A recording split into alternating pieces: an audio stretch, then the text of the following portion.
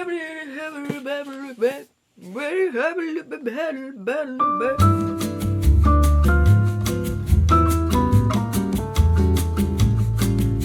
friends, welcome. Today we're talking about summer book recommendations. Is it summer? No. Is it over 60 degrees? Yes. Count it. I got some books that I want to recommend to you guys. I want to add the note that if I seem to be different in this video as opposed to the others, that is correct. And that's because in the other videos, I'm worried about being a nuisance to the people I live with by being loud. This feels crazy for me too, just so you know. This is weird for both of us. I have a couple of books that I would recommend as summer reads, beachy reads. I have a couple different genres. We have a thriller, we got some contemporary romance, we got some fiction, a little bit of sci-fi, whimsical fantasy. We've got a lot of options today in no particular order.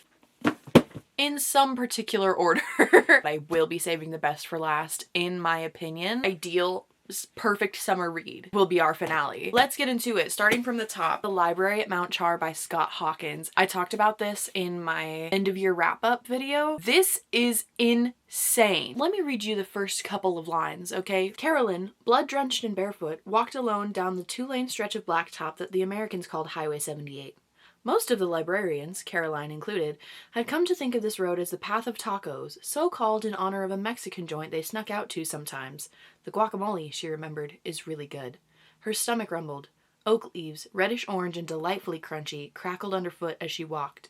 Her breath puffed white in the pre-dawn air. The obsidian knife she had used to murder Detective Miner lay nestled in the small of her back, sharp and secret. She was smiling. Huh? Immediately, you're pulled into this world. You just learned that she murdered someone. What is going on? It doesn't stop for the whole book. I've read this book once and only once, and it's because I fear that I will not experience it the same way twice. This book is a cross between contemporary fiction, science fiction, a little bit of fantasy, kind of. This is a dumpster fire roller coaster that you just cannot tear your eyes away from. It's a small book, just shy of 400 pages, but the print is tiny, so you have to kind of gear yourself up for that. It's one of the most incredible books I have ever read. This was an immediate 5 stars. I was delightfully confused the whole time because you really don't know what's going on. The Library at Mount Char is this place that features these librarians. I believe there's 12 of them, and each have a different category of study. And they are studying under this man who might be God, or some other very powerful deity. They each are confined to their sect of study. They are not allowed to read in the other categories of study, like it's strictly forbidden, like you'll die. One of them studies language, one of them studies war, but these are more than just our surface level human knowledge of these things. They get into the science of these things so much so that they can manipulate the physics of them. But it's only these librarians that can do that. So Father, this guy that might be God that they study under, goes missing. The other librarians are locked out of the library by this force field that will tear you to shreds, make you, just put you through a meat grinder and make you like atomic slop on the floor. So they can't exactly get back into the library, and it's this elaborate scheme of who's on whose side, what's going on. Oh, also, there's a man named Steve. Steve is just a human man. Steve does not know what's going on, but he gets pulled into this turf war essentially with the librarians and is dragged through this whole story. You think you might have some semblance of what's going on in here. You really truly don't. There's reanimation, killer dogs, lions, murder, a guy that is basically the human embodiment of Ares the war god. It's just really crazy, but at the same time it is incredibly cohesive. This is the only novel Scott Hawkins has ever written, and it is masterful. The writing is impeccable. The storytelling is incredible. You gotta read this book. It's not exactly a thriller. It's just fast-paced, but definitely like contemporary sci-fi, and there is quite a bit of gore, so do keep that in mind. I didn't have a problem with it. I don't think most people would, to be honest, but just keep that in mind. It's funny, it's weird, it's bizarre is the best way I can think of to describe this. It's really good. It's really good, and I think you should read it. Quick, satisfying read, and you'll feel enveloped in the story without feeling overwhelmed by the story. I would recommend this book for anybody who's looking for something really fast-paced, who's ready for something that's going to keep you guessing, fun, something thrilling. Anybody who wants to be caught off guard should read this book. Switching gears entirely, we are hopping to an incredibly beachy read, and that is Happy Place by Emily Henry. If you haven't read an Emily Henry yet, you are behind, and we all know that she does beachy reads. Even the cover, you can tell, is just so beachy. This was the second Emily Henry book I ever read, the first being People We Meet on Vacation. And People We Meet on Vacation was fine, in my opinion, but this, in Happy Place, you follow Harriet and Wynne, who are just the poster couple. They're gorgeous. Everybody loves them. Everybody wants to be them. Except for the part where they broke up 5 months ago and they still haven't told their best friends. They find themselves in their summer friends getaway cottage in Maine, forced to share a room because they haven't told anybody that they broke up. They're lying bold-faced to these people that know them the best and being forced to be all lovey-dovey. And if there's one thing about me, it's that I love a forced proximity trope. I eat it up every single time. One of the things that Emily Henry does best is that she writes real characters. You're not going to find a character that feels unrealistic, in my opinion. Everybody's relatable in at least one way. The main trope in here is the forced proximity, but there is also a miscommunication trope, but not in the fashion that it's like everything would just make sense if we just talked. Like, no, this is an honest to God miscommunication that would happen to people. Oh girl, it made me cry how attached I got to these characters, how much I was rooting for them and what was best for them. It was just a great beachy read. I think I read it in like a day or two. It's just easy to breeze through, as are all of her books, and it's just so lovely. This would be considered a contemporary romance. It's very good. Emily Henry's writing is just very real. I've never felt that her characters are cheesy or cringy or pretentious, which I have felt in other contemporary romances, so I'm grateful to her writing for this. This was also a 5-star read for me, and it has a very special place in my heart. If you're looking for something coastal, think seashells, starfish, fishing nets, something that focuses on how valuable friendship is and how important communication is, something sweet that will pull at your heartstrings, this is the one for you.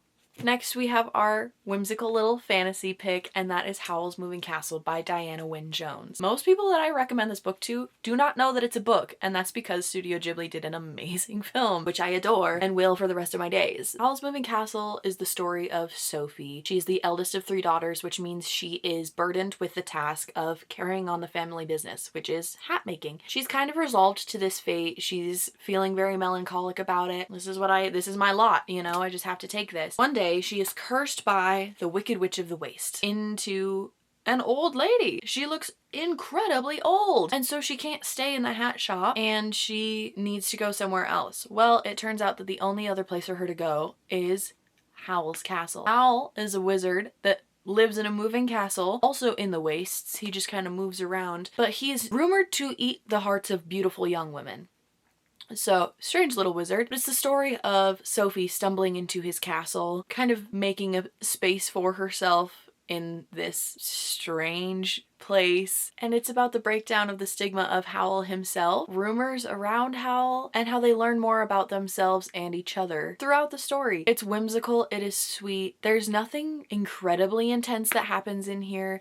It's a quick read. Like, this is, I believe this is considered a children's book. It's like it was published by HarperCollins Children's, but I recommend you read this book if you haven't read this book. That being said, because it's a children's book, the spacing, the margins, everything is massive. So you'll go through this really quick. Each chapter has its own little title. Chapter 1, in which Sophie talks to hats. Chapter 6, in which Howl expresses his feelings with green slime. Studio Ghibli did a very exceptional job with the movie, so if you've watched the movie, you do know what happens in the book, but it's still a worthwhile read, and there are some differences between the two. There is also more than one book to this universe, so if you feel like reading into those, you can. You will meet so many lovable characters. You'll fall in love with Howl, you will fall in love with Calcifer, you'll have a heart for Markle, even Letty. Like, you come to love so many of these characters. It's just a very whimsical, sweet story. This will always be one of my favorite books. This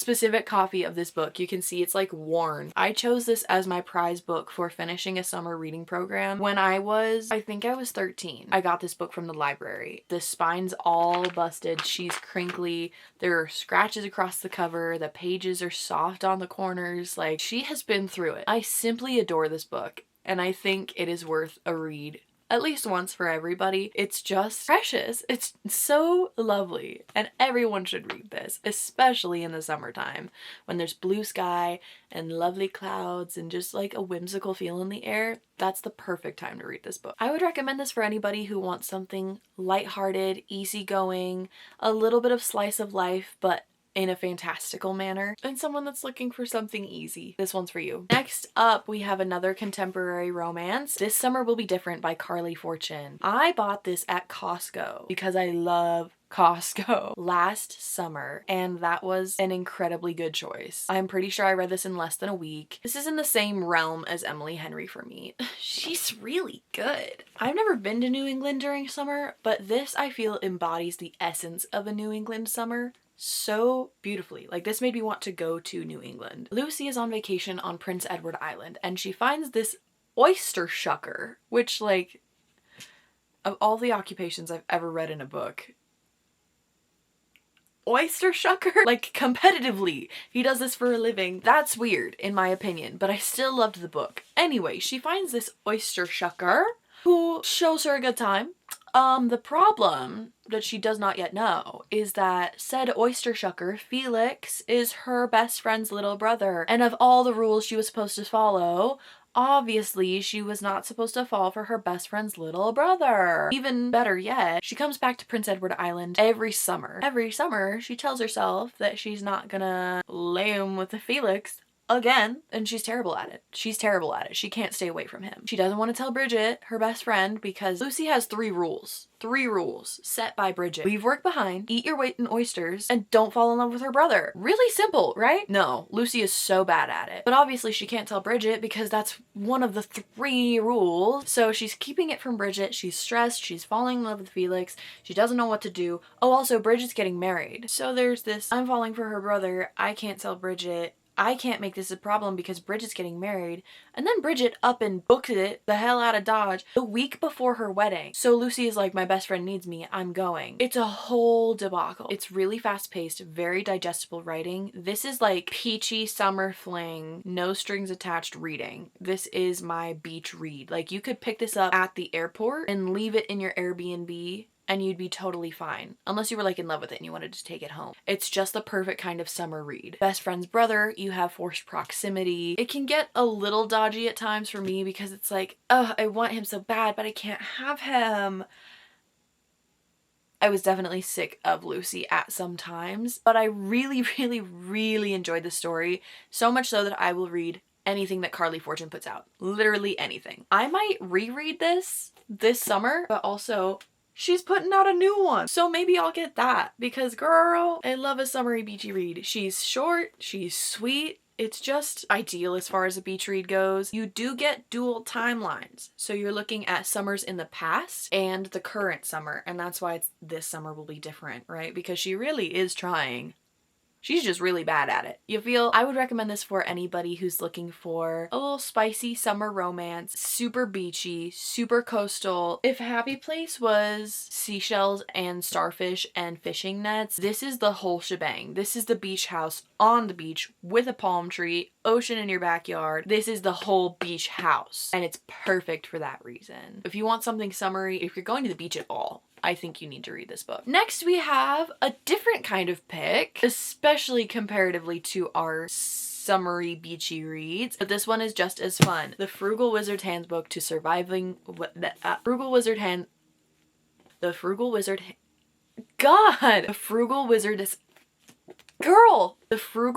Handbook to Surviving Medieval England. 5 takes of that. Oh my gosh, that was difficult for me to say. By Brandon Sanderson. Okay, this is the only novel that he has written outside of the Cosmere, and for that reason, it is considerably less intimidating than all of his other writing. This features a white room trope, so you are waking up with your main character You have no idea what's going on, and neither do they. You're in the middle of a field, your clothes are on fire, the book that you came with is on fire. What was the book? Oh, your handbook for surviving medieval England. Oh, so I guess we're in medieval England. What else is going on? You don't know, but you do have the feeling that you need to run from whoever's chasing you, like, right now. So you run. This book was so much fun, just chock full of whimsy. You don't know your main character's name until like page 50 or so. So much fun figuring out the world with them. It's not even that you have an unreliable narrator, it's just that the narrator doesn't know. So you're learning along with them who you are, why you're here. You just time traveled, you're not sure why. What was your tip? Your handbook. Oh, it exploded during transit. Sorry about that. So your best guess is to befriend the locals, see what's going on, and kind of learn the scenario as you go. And this had me giggling and kicking my feet. I was so excited to figure out who this main character was, who this main character believed that he was, and then my heart was pulled learning who he was in his past life pre-amnesia and how he's come to cope with that. Even though you don't know a lot about this character because this character doesn't know a lot about himself, it's such a well-rounded and full-bodied character. You see him stumble in with the locals, talks to them about their gods, what their jobs are and what they need, and you know, these weird characters that they've seen around. It's all trying to find these bigger pieces of this puzzle so you can make sense of the story as a whole. All the while, the plot is kind of just moving on behind you at a very steady pace, and you don't really realize you're in the thick of the plot until you're in the thick of the plot. It's really fun. It's very easy. It's just great escapism. I would recommend this for anybody who is staying home this summer and wants to escape a little bit through a book. If you want to go to a new world, you want to just feel something new, try something new, I would definitely recommend this. The guy who says he's not into fantasy, I think this is your book, and I think it will kind of like open that door, like get that toe in for like actual fantasy too. Wizards aren't wizards. They're just time travelers from the future, and they have science on their side. You can pay me to be mad at this book because it's just full of whimsy, but also very tender-hearted and very sincere. If you want something that you can read with your spouse, recommend to your boyfriend, this is the one. It also has some of the cutest illustrations you have ever seen. Definitely worth a spot on your summer list. Now for my final recommendation for your summer reads. This was one of my favorite reads of last year, if not my favorite read of last year. I adore this book with all of my being. I will read anything this author puts out, and I am gonna reread this. This stunning masterpiece of a book is Lies and Weddings by Kevin Kwan. There is just something about rich people and their problems that I will devour every single time. You cannot make me hate it. This book is so White Lotus coded. This is just pretentious rich people dealing with their incredibly first-rate problems. Kevin Kwan has a way of making these really lovable characters even though they're incredibly pretentious, and you just fall in love with them. Here's Crazy Rich Asians. If you doubted that I loved everything he does, this does not focus on the same family that trilogy does. This focuses on the Gresham family, who they live in Greshamsbury. They're rich from a trust. Their family is the hot rich family. Everybody wants to be them. Everybody wants to see them. Everything on social media and the news and everything says that they are the family to be. They are the it family. But behind the scenes, they are in the red. So they're trying to set up their son Rufus with some rich girl worldwide. Is it gonna be someone in Hong Kong? Is it gonna be European money? Is it gonna be American money? But does it have to be? Because he loves the girl next door who they grew up with. When a billion-dollar wedding goes incredibly awry and literally burns to the ground, and a hot mic reveals their secrets, their plan is thrown way off course. It's all about who knows who loves who's where, who's in whose bed. It's all rich people drama. But you start to care about these pretentiously rich people. It's such a sweet world that it's impossible not to love. You will see Hawaii, you will see Los Angeles, you will see Marrakesh. There's nothing not to love about this book. It is the perfect beach read. No matter where you go, you will be swept away by this book. He just paints such a fantastic picture on top of these characters that you care so deeply about, even though you may never understand the problems that they're having. It's high stakes for them, but it doesn't affect you at all.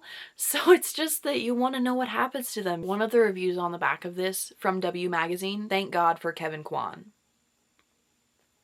Amen to that. The cover's beautiful. You get a Hawaiian wedding, you get a Marrakesh wedding, you get a bachelor pad from a billionaire in LA. It's satirical, it's scandalous, it's everything you could want in a beach read. So this is my best recommendation for what you should read this summer. It should be this. Take this to Hawaii. Take this to Florida. Take this to Prince Edward Island. Take this to the Maldives. Take this to the Bahamas. You need to read it. You will love this book. I cannot wait to hear what you guys think about these books. Summer reading is truly one of my favorite seasons of reading. It's like the sunshine just effervesces through the page. You can feel it. It's this palpable feeling of just summery, beautiful, lovely books that feels like a breeze in your hair and the humidity on your skin. Truly nothing better than summer reading. Comment what your favorite book in the stack was. I am so excited to hear what you guys think of these books when you read them. Tell me what you're reading for summer because I need some new recommendations. I am ready. Keep your eyes peeled. I will be doing a Battle of the Beach reads very soon, featuring new from Emily Henry and Carly Fortune. And I'll be reading my first ever Abby Jimenez and Ellen Hildebrand, who is regarded as the queen of the beach read. I cannot wait to share these books with you and give you guys my thoughts on them. Thank you so much for watching. I cannot wait to hear what you guys think of all these beachy reads, and I hope you love them. Let me know what you think of them. Let me know what you're reading this summer. Do let me know what you want to see me read this summer. I hope you enjoyed the video. I hope it was helpful for you. Take care, and I will see you in the next one.